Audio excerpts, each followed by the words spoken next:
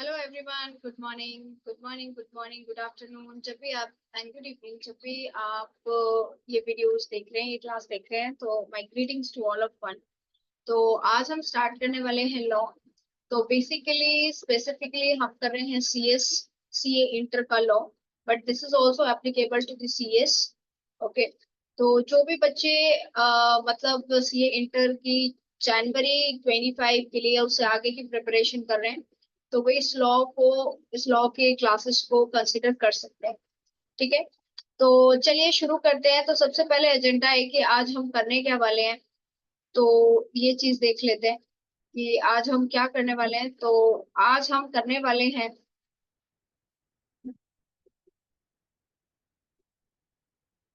आज हमारा day one है। आप देख पा रहे होंगे आज हमारा डे वन है। तो आज का जो टॉपिक है वो चैप्टर जो फर्स्ट है प्रीलिमिनरी से करता है। और इसके अंदर हम कुछ डेफिनेशंस करेंगे।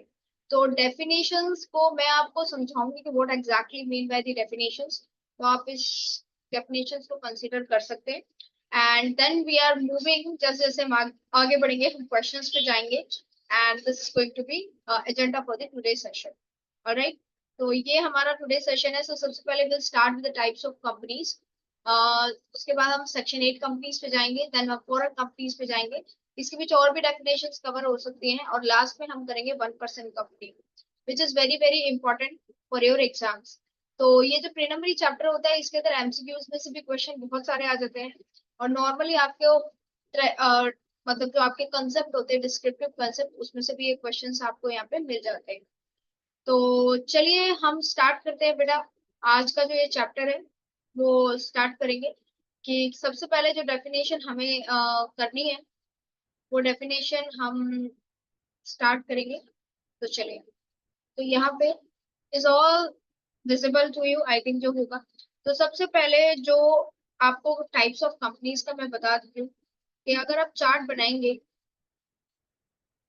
तो यहाँ पे आपको सो टाइप्स ऑफ कंपनीज, बेसिकली बहुत सारे टाइप्स की कंपनीज होती है। ओके। तो टाइप्स ऑफ कंपनीज में भी आपकी बेसिकली जो ब्रॉड हेडिंग है वो टू टाइप्स की कंपनीज है यहाँ पे। ब्रॉड जो करते हैं, हालांकि foreign company, subsidiary company, holding company, association of company, government company, बहुत सारी कंपनीज आती हैं। बट सबसे पहले स्टार्ट करते हैं कि एक होती है प्राइवेट कंपनी। ठीक है। और एक होती है प्राइवेट कंपनी डील करती है लॉ से सेक्शन 2 सेक्शन सब सेक्शन 68 से। सेक्शन 2 जो होता है लॉ के अंदर, सेक्शन 2 जो होता है लॉ के अंदर वो होता है डेफिनेशन का सेक्शन। यानी अगर आपको कोई भी डेफिनेशन लॉ के अंदर या किसी भी एक्ट के अंदर, किसी भी उसके अंदर आपको डेफिनेशन सर्च करनी है, तो आप सब सेक्शन 2 की कैटेगरीज में चले जाइए। वहां पे आपको different types of sub section मिलेंगे और वहां जाके आपको क्या मिल जाएगी, उस पर्टिकुलर डेफिनेशन। प्राइवेट कंपनी के बाद आपकी जो पब्लिक कंपनी आती है, पब्लिक कंपनी डील करती है आपकी सेक्शन 2 सबसेक्शन 71। ठीक है। बहुत क्वेश्चन होता है बच्चों का कि मैम क्या हमें सेक्शन 2 सबसेक्शन 21 मतलब सेक्शन ये याद रखने की जरूरत है या नहीं। देखिए सीए इंटर लेवल पे अगर आप जो भी याद करना चाहते हैं, याद रखना चाहते हैं और याद हो जाता है तो वेल एंड गुड है।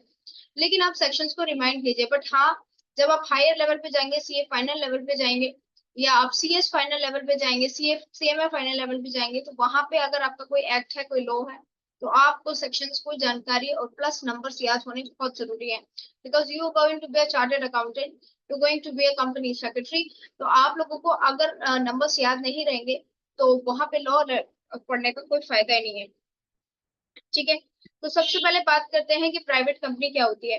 तो प्राइवेट कंपनी में आपको अ, तीन चार चीजें याद रखनी है। ठीक है। तो मैं आपको बताती हूँ क्या। तो प्राइवेट कंपनी में आपको बेसिकली चार चीजें याद करनी है। तो आप इससे याद कर सकते हैं सीटी RP.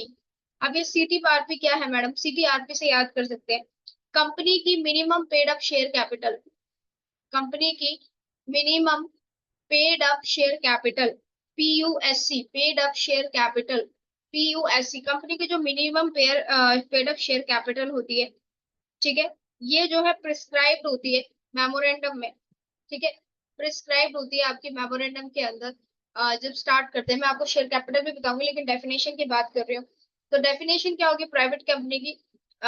Private companies having minimum paid up share capital as may be prescribed, ठीक है, विद द फॉलोइंग रिस्ट्रिक्शन। इसके साथ आपकी प्राइवेट कंपनी के साथ बहुत सारी फॉलोइंग रिस्ट्रिक्शंस आती हैं। कौन कौन सी रिस्ट्रिक्शंस आती हैं? तो फर्स्ट जो रिस्ट्रिक्शन है बेटा वो होती है T stand for transferability of share. T stand for transferability of share. कि प्राइवेट कंपनी के अंदर जो शेयर होल्डर्स होते हैं या सब्सक्राइबर्स होते हैं वो अपने शेयर्स को फ्रीली ट्रांसफर नहीं कर सकते, तो उसमें क्या होती है रिस्ट्रिक्शन। सेकंड जो आर आपका प्रोसीजर स्टैंड होता है, तो रिस्ट्रिक्शंस ऑन द मेंबरशिप। तो यहाँ पे टीआरपी क्या है? फॉलोइंग रिस्ट्रिक्शन है। आप ऐसे याद कर सकते हैं प्राइवेट कंपनी में सीटीआरपी, companies having minimum paid up share capital with the following restriction। तो फर्स्ट रिस्ट्रिक्शन क्या है? Transferability of shares. आप लिखिए ट्रांसफरेबिलिटी ऑफ शेयर्स। सेकंड क्या है? रिस्ट्रिक्शंस ऑन मेंबरशिप, ठीक है, रिस्ट्रिक्शंस ऑन मेंबरशिप। मेंबरशिप के अंदर आपकी रिस्ट्रिक्शंस होती है। मैम कौन कितनी रिस्ट्रिक्शन होती है? मैक्सिमम कितने मेंबर्स अलाउ है प्राइवेट कंपनी में? 200 मेंबर्स। और तीसरा क्या होता है? प्रोहिबिशन, ठीक है, तीसरा क्या होता है आपकी प्रोहिबिशन। तो यहाँ पे प्रोहिबिशन किस में होती है? Prohibition on issuing the prospectus. Prohibition on issuing the prospectus. Prospectus आप इशू नहीं कर सकते, ठीक है। देखिए रिस्ट्रिक्शंस और प्रोहिबिशन का मतलब होता है, रिस्ट्रिक्शन का मतलब होता है subject to certain condition, right, और प्रोहिबिशन का मतलब होता है प्रोहिबिटेड, स्ट्रिक्टली प्रोहिबिटेड, मना मतलब मना, कोई condition, you know, if and but, ठीक है। तो रिस्ट्रिक्शन और प्रोहिबिशन में दोनों में डिफरेंस ये है। तो आई थिंक आपको समझ आ गया होगा। मैं एग्जांपल्स दे देती हूँ, आप गूगल पे भी सर्च कर सकते हैं। तो प्राइवेट कंपनी मैम कौन सी होती है? जैसे कि लल्लू लिमिटेड, पिपरी लिमिटेड, ऐसा नहीं है। कंपनी जो मैं बोलती हूँ बड़ी, अगर आप सर्च करेंगे तो एक कंपनी है अमेरिकन एक्सप्रेस, ठीक है। अमेरिकन एक्सप्रेस अगर आप देखेंगे तो वहां पे ऐसा लिखा है अमेरिकन एक्सप्रेस प्राइवेट लिमिटेड। तो जहां पे ये पीवीटी शब्द का यूज हो जाता है, लिमिटेड नहीं, पीवीटी शब्द का यूज हो जाता है, that's called the private company. तो ये सीटीआरपी का मतलब इसके अंदर दो रिस्ट्रिक्शन है, एक प्रोहिबिशन है। और ये आपको मतलब समझ में आएगा सेक्शन क्या है प्राइवेट कंपनी का। सेक्शन रहेगा सेक्शन 2 सबसेक्शन 68। अब बात करते हैं आपका पब्लिक कंपनी में। तो पब्लिक कंपनी वो कंपनी होती है जिसके अंदर, पब्लिक कंपनी वो कंपनी है which is not a private company, जो कि प्राइवेट कंपनी नहीं है। यानी कि ऑब्वियसली अगर प्राइवेट कंपनी नहीं है तो इन ये चार सीटीआरपी की कंडीशन यहाँ पे एप्लीकेबल नहीं होगी। Minimum paid up share capital prescribe है, वो मैं अभी आपको डिफरेंस में बताऊंगी, ठीक है। अब इसमें ये बोल रहा है तीसरी कंडीशन क्या है? सब्सिडरी, पब्लिक कंपनी की subsidiary company also deem to be a public company, यानी कि सब्सिडरी और एसोसिएट सब्सिडरी होल्डिंग कंपनी।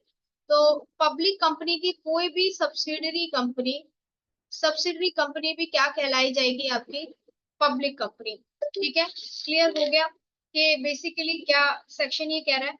अब बात करते हैं आपकी डिफरेंस की, कि ये तो थी डेफिनेशन, लेकिन दोनों में डिफरेंस क्या है, इस डिफरेंस को कंसीडर करते हैं।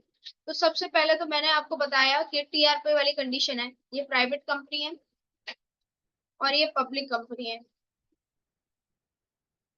रिस्ट्रिक्शंस जो है वो टीआरपी वाली, जो transferability of share, restriction on the membership and the prohibition on issuing of prospectus, ये टीआरपी वाली कंडीशन प्राइवेट कंपनीज में एप्लीकेबल है। पब्लिक कंपनी में ये कंडीशन एप्लीकेबल नहीं है। सेकंड, मिनिमम जो नंबर है, सेकंड डिफरेंस है वेरी इंपॉर्टेंट, जो मिनिमम नंबर है प्राइवेट कंपनी में बचा लो वो है 2, और मैक्सिमम कितना जा सकता है? अभी आपने पढ़ा था मैक्सिमम 200। मिनिमम जो नंबर है, मिनिमम नंबर प्राइवेट कंपनी में है, अगर आप मिनिमम मेंबर्स होना चाहते हैं तो आपको एटलीस्ट 7 मेंबर्स होने चाहिए। और maximum there is no limit, maximum भैया कोई लिमिट नहीं है, तो आप लिख सकते हैं नो लिमिट, ठीक है।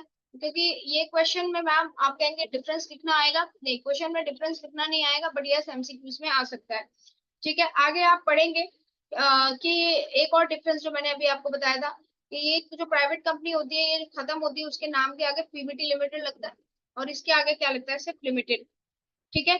एक वर्ड आएगा मिनिमम सब्सक्रिप्शन। अब प्रोस्पेक्टस प्राइवेट कंपनी इशू नहीं कर सकती लेकिन पब्लिक कंपनी इशू कर सकती है। और मैं अगर गहराई की बात करूं तो यहाँ पे क्या है कि प्रोस्पेक्टस प्राइवेट कंपनी इशू नहीं कर सकती, बट पब्लिक कंपनी इशू कर सकती है, और मिनिमम सब्सक्रिप्शन का भी कंसेप्ट यहाँ आएगा। समझ में आया भैया? ये बिल्कुल समझ में आया या नहीं आया? मुझे जल्दी से बता दो कि यस मैम समझ में आ गया हमें ये, बिल्कुल भी। ठीक है, तो चलिए अब आपका जो नेक्स्ट पढ़ते हैं वो आती है आपकी स्मॉल कंपनी। ठीक है, तो प्राइवेट लिमिटेड का concept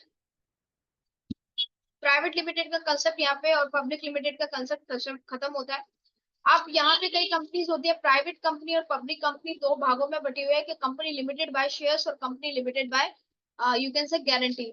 company limited by shares का मतलब क्या होता है कि कंपनी के जो मेंबर्स को एलोकेट होते हैं। ठीक है, कंपनी के मेंबर्स की जो लायबिलिटी होती है वो as per their share holding में होती है। यानी कंपनी कभी वाइंड अप होगी या कंपनी कभी इंसॉल्वेंट होगी in future if in case, तो अगर जो बंदा जितने अमाउंट के शेयर कैपिटल उसने होल्ड कर रखी है वो उस लॉस के लिए लायबल होगा, उससे ज्यादा नहीं। दूसरी होती है company by guarantee. Company by guarantee क्या होता है बेटा, कि कंपनी में शेयर कैपिटल पे नहीं होता, लेकिन कंपनी के मेंबर्स गारंटी लेते हैं कि इन केस ऑफ वाइंड अप हम लोग इतना कंट्रीब्यूट करेंगे, फ्ला फ्ला फ्ला, ठीक है, इतना कंट्रीब्यूट करेंगे, तो वो गारंटी देते हैं। राइट। तीसरा होता है अनलिमिटेड कंपनी। अनलिमिटेड कंपनी क्या होती है, अनलिमिटेड कंपनी का मतलब होता है कि ना तो लिमिटेड बाय शेयर्स ना तो लिमिटेड बाय गारंटी। भैया अगर लॉस हो गया तो तुम्हारे शेयर होल्डर्स के पर्सनल बर्तन भाड़े में बिक सकते हैं, that is called unlimited company. Unlimited company है तो आपको बेटर एग्जांपल मिलेगा सोल प्रोप्राइटरशिप, पार्टनरशिप, ये सारे क्या होती हैं आपकी, एक्सेप्ट एलएलपी जो आपके में, ये आपके अनलिमिटेड कंपनीज में आते हैं। क्लियर हो गया या नहीं हुआ? ठीक है, अब चलते हैं नेक्स्ट पे। नेक्स्ट क्या है मैम? बेटा अब हम नेक्स्ट करने वाले हैं सेक्शन 8 कंपनीज। कौन सी कंपनी है? Section 8 company. सेक्शन 8 कंपनीज को आप बोल सकते हैं association not for profit. Not profit एक तरीके से कंपनी क्या है, कंपनी है कि भाई कई लोग जुड़ के अपनी प्रॉफिट की वजह से काम करते हैं, लेकिन सेक्शन 8 कंपनीज होती है कि नॉन प्रॉफिटेबल कंपनी, यानी ऐसी कंपनीज जिसमें पर्संस एसोसिएट होते हैं लेकिन उनका मेन एम क्या होता है, प्रॉफिट कमाना नहीं होता। ठीक है, तो यहाँ पे आपका सेक्शन 8 कंपनी, सेक्शन 8 है, ठीक है, कंपनी लॉ के हिसाब से। तो यहाँ पे आपको सबसे पहले if you want to go for section 8 company और association not for company, the central government may grant a licence. So first point क्या है, इस central government may grant the licence. Central government आपको क्या दे सकती है, लाइसेंस दे सकती है। आपको इसके लिए लाइसेंस लेने की जरूरत है अगर आप सेक्शन 8 कंपनी चलाते हैं। राइट, तो इसके मे ग्रांट द लाइसेंस इफ, इसकी कई कंडीशन है। अब कंडीशन क्या है कि आपको सेक्शन 8 कंपनीज को फायदे भी होते हैं तो लाइसेंस लेना पड़ता है, लेकिन लाइसेंस किस कैटेगरी पे मिलता है, वेरी इंपॉर्टेंट पॉइंट बता रही हूँ। तो फर्स्ट पॉइंट क्या होता है, फर्स्ट पॉइंट क्या होता है, जो इंटेंशन होना चाहिए, इंटेंशन होना चाहिए कंपनी का, वो होना चाहिए प्रमोटिंग ऑफ कॉमर्स, कि आप किसी प्रमोट कर रहे हैं ऐसी कुछ एक्टिविटीज को, जैसे कि प्रमोटिंग ऑफ कॉमर्स कर सकते हैं आप, आर्ट को प्रमोट कर सकते हैं, साइंस को प्रमोट कर सकते हैं, किसी रिलीजन को प्रमोट करने के लिए आपने कोई कंपनी खोल रखी है, रिलीजन को या किसी चैरिटी को प्रमोट करने के लिए या अदर यूजफुल के लिए आपने कोई कंपनी आप खोलना चाहते हैं। ठीक है, तो नाउ सेकंड कंडीशन क्या होती है इसकी, जो लाइसेंस लेने के लिए सेकंड कंडीशन क्या होती है कि कंपनी जो है प्रोहिबिट, कंपनी मतलब प्रोहिबिट, बिल्कुल कोई स्कोप नहीं है, company prohibit, okay, payment of dividend. Prohibit होती है कि डिविडेंड की पेमेंट नहीं होती, इसमें कंपनी अपने मेंबर्स को, अपने शेयर होल्डर्स को डिविडेंड की पेमेंट नहीं देती। ठीक है, रादर जो कंपनी के पास जो भी प्रॉफिट आता है by the way of donation, by the way of subscription, ये कंपनी अपने मतलब जो ये मैंने कोर्स बताए हैं आपको, कॉमर्स, आर्ट एंड साइंस, ये जो एक्टिविटीज है इनके प्रमोशन में उनको ये, ठीक है, लगाना पड़ता है। नेक्स्ट क्या है, इस कंपनी के आगे ना तो तुम्हें प्राइवेट लिमिटेड मिलेगा ना तो तुम्हें लिमिटेड शब्द मिलेगा, ना प्राइवेट लिमिटेड मिलेगा ना लिमिटेड सब्सक्रिप्शन, यहाँ पे होगा एंड नॉन प्रॉफिट ऑर्गेनाइजेशन या फिर सेक्शन 8 कंपनी। राइट, नाउ अब इसमें क्या है, company registered under this company, under this section shall not alter its memorandum or article except the previous approval of CG।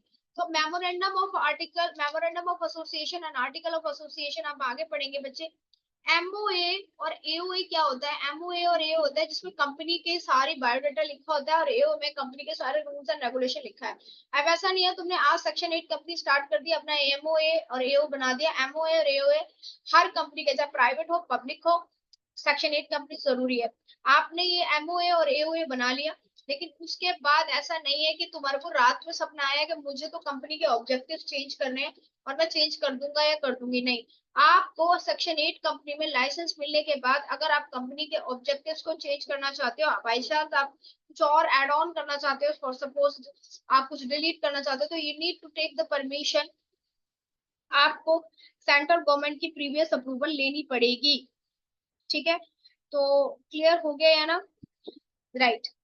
अगर आप, अगर ये कंपनी अपने मतलब अपने जो ऑब्जेक्टिव्स हैं, जो इस ऑब्जेक्टिव इसने कंपनी ने किया है, या फिर रिटर्न्स फाइल करने में अगर ये डिफॉल्ट पाई जाती है, ठीक है, तो कंपनी के ऊपर, मैं फिर से बता रही हूँ, अगर ये कोई डिफॉल्ट करती है या अपने ऑब्जेक्टिव को ढंग से अचीव नहीं करती और इसकी अगर ये प्रूफ हो जाता है, तो भैया कंपनी के ऊपर कम से कम 10 लाख रुपए से लेकर 1 करोड़ तक का फाइन है। कंपनी के अंदर बात कर रही हूँ मैं।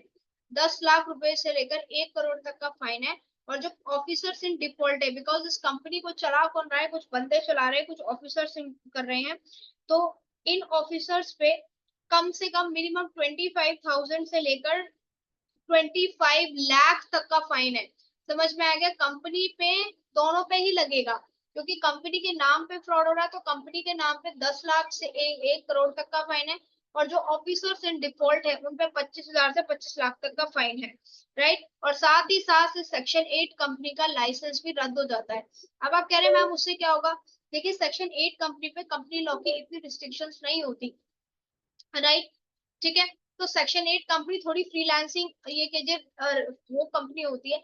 लेकिन अगर आपका लाइसेंस रद्द हो गया सेक्शन 8 कंपनी का, तो ऑब्वियस की बात है जो आप बेनिफिट्स ले रहे थे अंडर सेक्शन 8, वो बेनिफिट्स आपको कंपनी लॉ में फिर नहीं मिलेंगे, कंपनी एक्ट में नहीं मिलेंगे।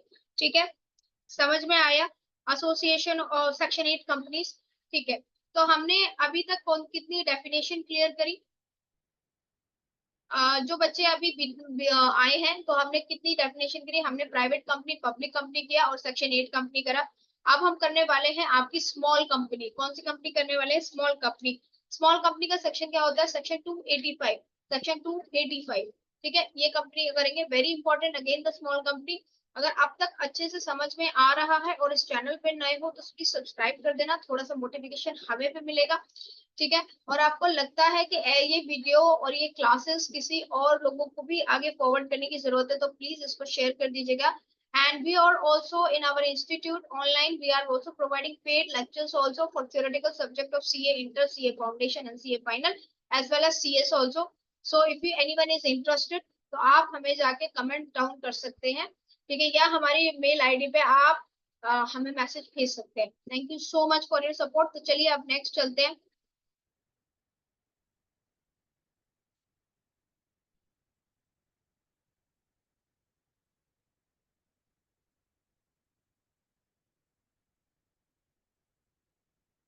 अब हम करने वाले हैं स्मॉल कंपनीज। कौन सी कंपनीज करने वाले हैं हम?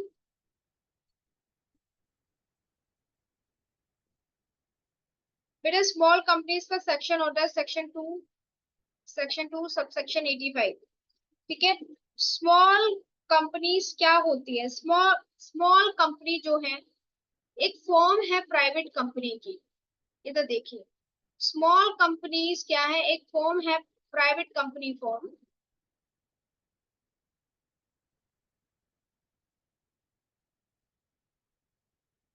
बट इट्स क्लासिफिकेशन,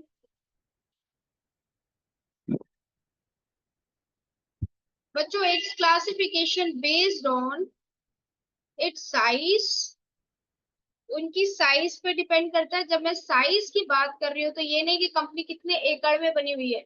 साइज की मैं बात कर रही हूँ तो paid up share capital, okay, PUSC, paid up share capital पे डिपेंड करेगा।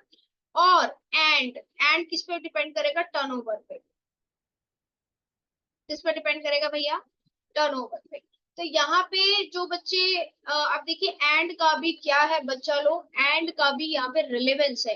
एक लॉ के अंदर दो शब्द आते हैं, एक होता है एंड, एक होता है और। एंड का मतलब क्या होता है? Inclusion. Inclusion size plus turnover को देखेंगे। अगर किसी सेक्शन में और आता है तो यानी या तो साइज देखेंगे या टर्नओवर। फिलहाल सेक्शन 285 में आप ये सारी चीजें कवर करेंगे इंटरप्रिटेशन ऑफ स्टैट्यूट में। फिलहाल सेक्शन 285 में यानी कि स्मॉल जो कंपनीज है इसमें एंड का रेलेवेंस है।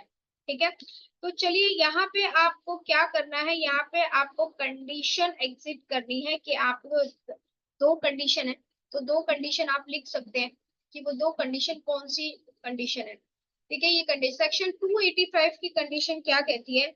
A small company means a company other than public company. एक स्मॉल कंपनी है जो पब्लिक कंपनी नहीं है।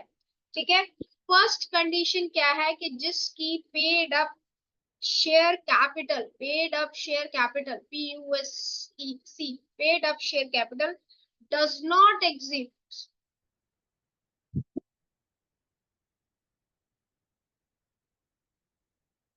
4 करोड़ रुपीस। जिसकी paid up share capital 4 crore से एग्जिट नहीं करती, और such higher amount may be prescribed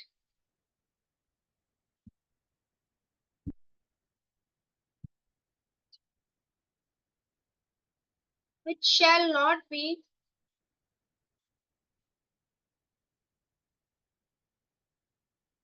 more than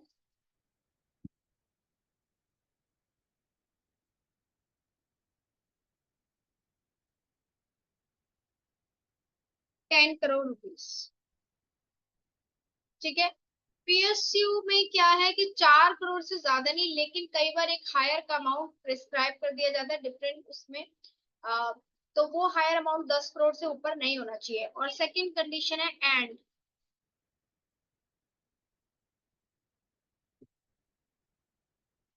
आपकी जो टर्नओवर होनी चाहिए as per statement of income. Statement of income means as per profit and loss account, जो आपकी टर्नओवर होनी चाहिए वो 40 करोड़ से ज्यादा नहीं होनी चाहिए। और हायर अमाउंट इसका कितना जाएगा? 100 करोड़। ठीक है, तो ये दो कंडीशन आपको, लिमिट कितनी है? 4 करोड़, और टर्नओवर की 40 करोड़, 440। लेकिन अगर हायर अमाउंट प्रिस्क्राइब है तो हायर अमाउंट में मैक्सिमम कितना प्रिस्क्राइब कर सकती है गवर्नमेंट? 10 करोड़, और टर्नओवर 100 करोड़। तो इस चीज को बात याद रख लेना। अब इसके अंदर क्या है, होल्ड, ये जो क्लॉज है, ठीक है, अगर कोई पब्लिक कंपनी है, पब्लिक कंपनी की होल्डिंग या सब्सिडरी है, तो होल्डिंग सब्सिडरी पे ये कंसिडर नहीं होगा कि भैया सब्सिडरी कंपनी की 4 करोड़ है तो वो स्मॉल है। भैया वो ऑलरेडी सब्सिडरी कंपनी है, तो एक कंपनी को जो स्टेटस मिल जाता है चाहे होल्डिंग है चाहे सब्सिडरी है, वही मेंटेन रहता है। ठीक है, जो कंपनी सेक्शन 8 में रजिस्टर है, जो non profit association for non profit है, वो सेक्शन 8 का ही स्टेटस रहेगा, वो स्मॉल कंपनीज में नहीं आएगा। ठीक है, या फिर ऐसी कंपनी जो एक स्पेशल एक्ट के अंदर आती है, जैसे कि IRDA, insurance banking regulation act वाली जो कंपनीज होती है। ठीक है, सेक्शन 25, सेक्शन 285 कवर हुआ? क्लियर? ओके,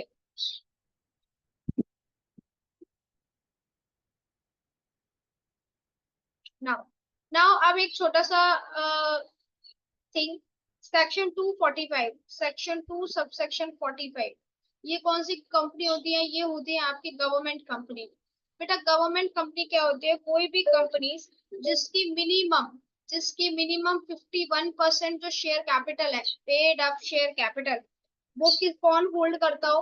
वो होल्ड करता हो सेंट्रल गवर्नमेंट या स्टेट गवर्नमेंट, या पार्टली स्टैंडर्ड गवर्नमेंट या partly state government. For example P limited है, पी लिमिटेड की 53% शेयर कैपिटल गोवा, ये लगा लीजिए आपकी महाराष्ट्र गवर्नमेंट होल्ड करती है या सेंट्रल गवर्नमेंट होल्ड करती है। तो ये जो पी लिमिटेड कंपनी है ये गवर्नमेंट कंपनी, ये पब्लिक तो है लेकिन ये गवर्नमेंट कंपनी में कंसिडर होगी। राइट, समझ आया आपका? ठीक है, नेक्स्ट टाइप ऑफ जो कंपनी करने चाहते हैं, ठीक है, वो कंपनी करेंगे जो इम्पोर्टेंट है आपकी सेक्शन। अब आइए हम कौन सा सेक्शन करने वाले हैं बच्चों लोग, हम सेक्शन करने वाले हैं सेक्शन 2 सबसेक्शन 42। सेक्शन 2 सबसेक्शन 42 होता है फॉरेन कंपनीज का। अब मैम फॉरेन कंपनी क्या है? विदेशी कंपनी।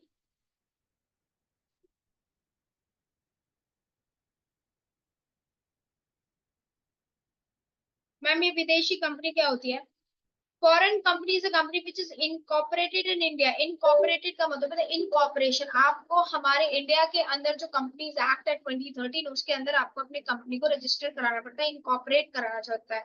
और आपको उसके बाद इनकॉर्पोरेशन के बाद सिम नंबर मिलना पड़ता है, सिम नंबर लेना होता है, corporate identification number with prescribe fees और with prescribe rules and regulation. तो ऐसी कंपनी जो कि इंडिया के आउटसाइड अदर किसी लॉ में क्या है, इनकॉर्पोरेटेड है, राइट, इनकॉर्पोरेटेड है, लेकिन उनका प्लेस ऑफ बिजनेस याद रखिएगा, इनकॉर्पोरेटेड जो और लॉ में इनकॉर्पोरेटेड, इनकॉर्पोरेटेड आउटसाइड इंडिया और आउटसाइड इंडियन लॉ, लेकिन जिसका प्लेस ऑफ बिजनेस, लेकिन जिनका प्लेस ऑफ बिजनेस क्या है, इंडिया में। फॉर एग्जाम्पल चाहे वो इलेक्ट्रॉनिक मोड हो चाहे कैसा, जैसे आप मैकडी की बात करें, राइट, टाको बेल्स की बात करें, तो ऐसी ये कंपनीज हैं।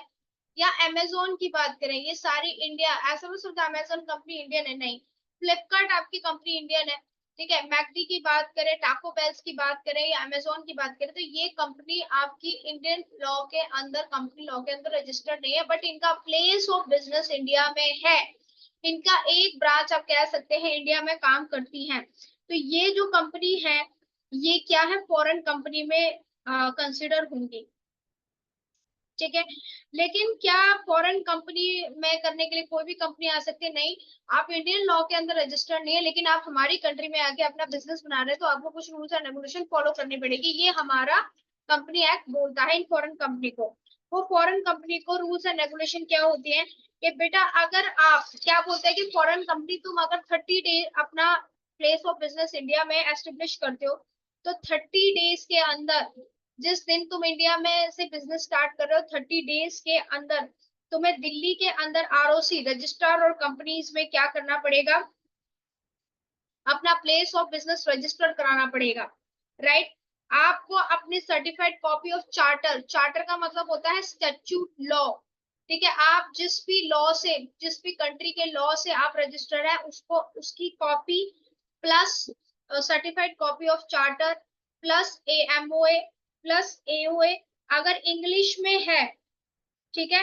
अगर इंग्लिश में नहीं है तो इंग्लिश की कन्वर्ट कॉपी, अगर भैया वो डच वाली लैंग्वेज में है, फ्रेंच में है या किसी स्पेनिश में है, कोई कंपनी स्पेन की कंपनी है, ठीक है, तो वो आपको इंग्लिश में कन्वर्ट करा के दिल्ली आरओसी में विद इन 30 डेज आपको रजिस्टर कर मतलब वहां पे डिपॉजिट कराना है। अपनी कंपनी का full office address, principal address, जहां से आपके इंडियन ओरिजिन के जो कैसे तक ट्रांजेक्शन होती है। जैसे आप बात करिए मैम अमेजोन, तो बेटा अमेजोन का भी ऑफिस है, जैसे कि गुड़गांव में गुरुग्राम अमेजोन का ऑफिस है, या फिर बैंगलोर में है, तो प्रिंसिपल ऑफिस जहां से एक्चुअली पूरी इंडिया कंट्री ऑपरेट होती है आपकी कंपनी से, तो वो आप क्या करेंगे, वहां पे प्रिंसिपल बेसिस लिखेंगे।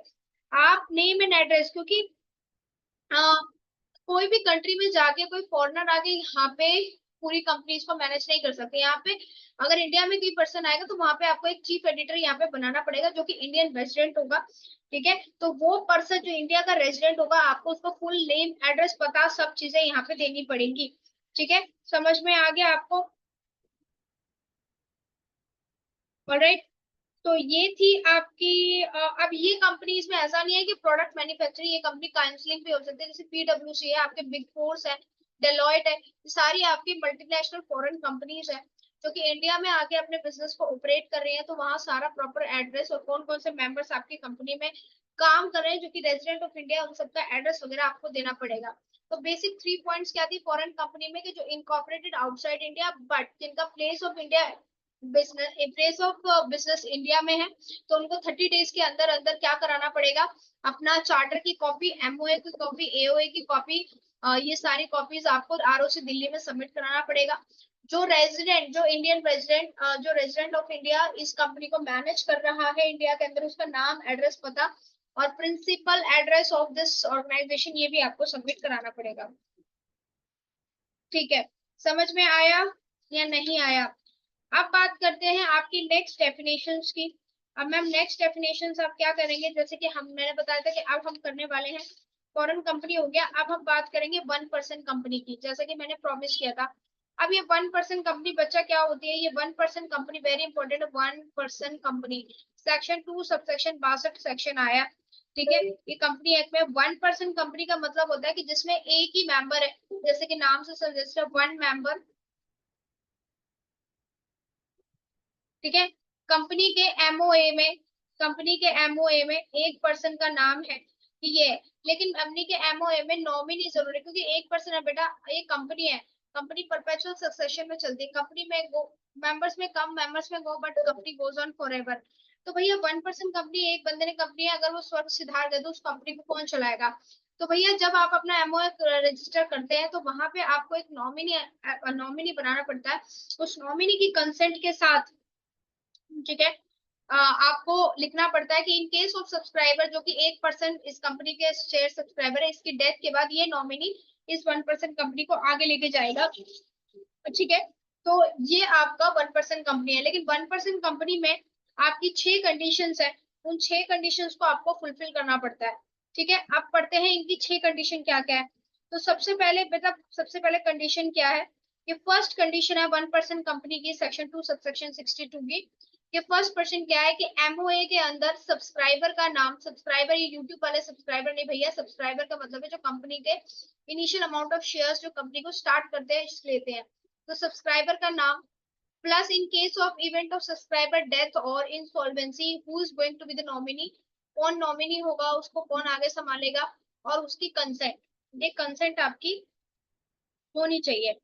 ठीक है, नाउ जिसकी रिटर्न कंसेंट, और वो भी कौन सी कंसेंट होनी चाहिए, रिटर्न कंसेंट। ठीक है, सो दूसरा, आप किसी को जबरदस्ती बना नहीं सकते, वहां पे आपका एक थर्ड सेकंड कंडीशन क्या है कि वहां पे एक ऑप्शन होना चाहिए कि अगर वो नॉमिनी कंसेंट को विड्रॉ कर सके, मेरी बात को ध्यान से सुनिए, कंसेंट को विड्रॉ कर सके तो वो ऑप्शन भी होना चाहिए कि वो फ्री होना चाहिए। नाउ मेंबर ऑफ 1% कंपनी में एट टाइम, कोई भी पर्सन जो 1% कंपनी है वो किसी भी टाइम नॉमिनी चेंज कर सकता है। ठीक है, लेकिन उसको नोटिस देना पड़ेगा कंपनी को, और मतलब अगर जैसे कि क्या है, मैं 1% कंपनी मेरी चलाती हूँ, मैंने किसी को XYZ को नॉमिनी बनाया।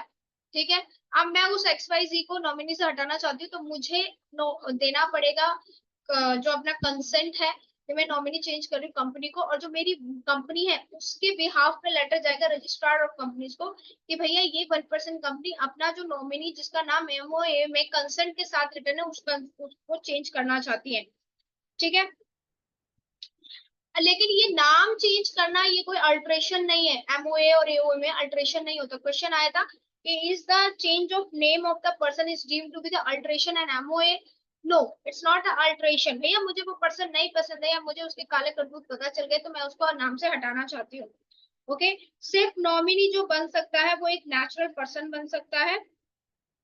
ठीक है, बिना नेचुरल पर्सन के कोई और नॉमिनी नहीं बन सकता। आप कोई कंपनी को और इसको नॉमिनी बना रहे हैं, कोई माइनर नॉमिनी नहीं बन सकता, कोई माइनर नॉमिनी नहीं बन सकता, बट वो अपना बेनिफिशियल इंटरेस्ट होल्ड कर सकता है कि नॉमिनी नहीं है लेकिन इस कंपनी से उसको कुछ बेनिफिट्स हो, वो होल्ड कर सकता है।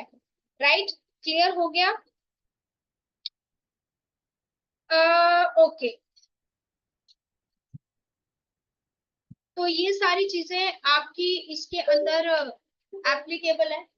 ठीक है, तो अब चलते हैं, अब ये तो आज हमने क्या क्या चीजें कवर की, आज इस लेक्चर में हमने जो कवर किया है बेटा, वो कवर किया है हमने बच्चा लोग, हमने 4-5 डेफिनेशन जो प्री नंबरी चैप्टर है आपका, इसके अंदर और भी डेफिनेशन है, हमने मेन डेफिनेशन कवर किए।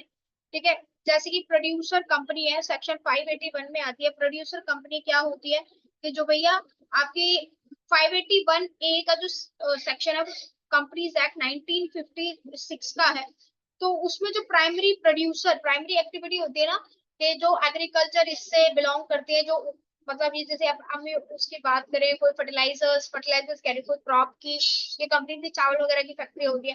प्रोड्यूसर कंपनी, डोरमेंट कंपनी क्या होती है, सेक्शन 455। डोरमेंट कंपनी क्या होती है कि भैया जिसका मैनेजमेंट इनएक्टिव है वो कंपनी भी इनएक्टिव है। इनएक्टिव का मतलब है कि उसने अपने 3 साल से कोई भी मतलब टैक्स वगैरह रिटर्न्स एनुअल रिटर्न्स फाइल नहीं करी, that is called the dormant company. ठीक है, तो ये सारी चीजें आपकी होती है। एक और डेफिनेशंस का मतलब बताऊंगी, और ये जो आपका फर्स्ट चैप्टर की मेजर डेफिनेशंस थी वो कंप्लीट हो चुकी है। ठीक है, एक और हम जो कर लेते हैं। अब तक भैया समझ में आएगा तो लाइक जरूर दे देना, और अगर कुछ भी डाउट है, कोई फीडबैक देना चाहते हो तो कमेंट सेक्शन में जरूर कमेंट डाउन कीजिए। हमारी जो क्लासेस है वो 2 चीजों की मैं क्लासेस लेती हूँ, एक audit and law, alternative days पे क्लासेस है। आज अगर लॉ की वीडियो आई है तो ऑब्वियसली कल ऑडिट की वीडियो आएगी ही। ठीक है, तो kindly and just we are providing online sessions, means हम लाइव सेशंस पे भी आएंगे। अब मैं बात करती हूँ होल्डिंग कंपनी की। ठीक है, तो होल्डिंग कंपनी के लिए मैंने एक एग्जांपल लिया है। मैंने क्या एग्जांपल लिया है, ये कंपनी ए है और कंपनी बी है। कंपनी ए ने कंपनी बी के 51% शेयर्स ले रखे हैं। ठीक है, और इसी में आपको समझाती हूँ। और एक कंपनी सी है, कंपनी सी के 27% शेयर ले रखे हैं, सॉरी 23% शेयर ले रखे हैं। और एक कंपनी है डी जिसके 10% होल्ड कर रखा है। तो कंपनी ए ने कंपनी बी के जो होल्ड कर रखे हैं वो 51 शेयर कैपिटल है। तो ए कंपनी क्या हो जाएगी, होल्डिंग कंपनी। क्या हो जाएगी, होल्डिंग कंपनी, जिसको पेरेंट कंपनी भी बोलते हैं। होल्ड कर रखा है 51, कंडीशंस क्या है, 51% से ज्यादा शेयर जिस कंपनी के हैं वो कंपनी ए की क्या कहलाई जाएगी, सब्सिडरी कंपनी। क्या कहलाई जाएगी, सब्सिडरी कंपनी। अब मैम आपको कंफ्यूजन होगा कि कंपनी सी क्या है, जिसमें तो 51% नहीं है लेकिन 25%, या कह सकते हो 23 से 30% या 50% से कम है। तो ऐसी कंपनीज होती है एसोसिएट कंपनी। ऐसी कंपनी क्या होती है आपकी, एसोसिएट कंपनी। तो यहाँ पे जो शेयर कैपिटल याद रखना है, 51% या उससे ज्यादा होल्डिंग कंपनी पेरेंट कंपनी होती है, और वो जो कंपनी बनती है वो सब्सिडरी कंपनी है। अगर 51% से कम तो एसोसिएट कंपनी, और 10 और 25% से कम है तो वो ज्वाइंट वेंचर होता है कि किसी वेंचर के लिए फॉर्म है। तो यहाँ पे भी हमने पढ़ा holding company, subsidiary company, associate company. ठीक है, तो ये आपके अकाउंट्स में भी क्वेश्चन आता है। ठीक है, अकाउंट्स में भी आपका क्वेश्चन आता है कि होल्डिंग कंपनी क्या होती है, सब्सिडरी कंपनी क्या होती है। होल्डिंग कंपनी आपकी सेक्शन 2 सबसेक्शन 46 से डील करती है, सेक्शन 2 सबसेक्शन 46 से। और जो सब्सिडरी कंपनी आती है सेक्शन 2 सबसेक्शन 87 से डील करती है। ठीक है, तो ये आपके कुछ डेफिनेशंस थी जो कि आई थिंक हमने क्लियर कर दी। ऑलराइट, तो ये था आज का लेक्चर बेटा, बच्चों लोग सॉरी। ठीक है, अगर आपको अच्छा लगा हो, समझ में आया हो, क्लैरिफिकेशन मिली हो, तो आप इसको आगे फॉरवर्ड कीजिए, लाइक कीजिए। आप कोई कमेंट डाउन करना चाहते हैं आप इंक्वायरी कर सकते हैं, सारी चीजें जो भी है ये आप कर सकते हैं। तो ये this chapter is applicable to CA inter, CA foundation, CA centre, executive, final, सबके लिए एप्लीकेबल है क्योंकि ये बेसिक कॉन्सेप्ट है। ऑलराइट, तो कल मिलते हैं, नेक्स्ट वीडियो आएगी आपकी जो ऑडिट कर रहे हैं जल्द ही, मतलब आएगी।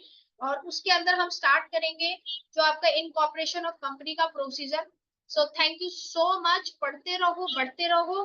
ठीक है, तो जल्द होगी जीत की दौड़, and do not forget to subscribe my channel. तो मैं एक बार फिर से बता देती हूँ, मैं सी अंजलि और मेरा चैनल एडिट्यूब के नाम से है। तो मेरा ऑर्गेनाइजेशन का नाम एडिट्यूब है।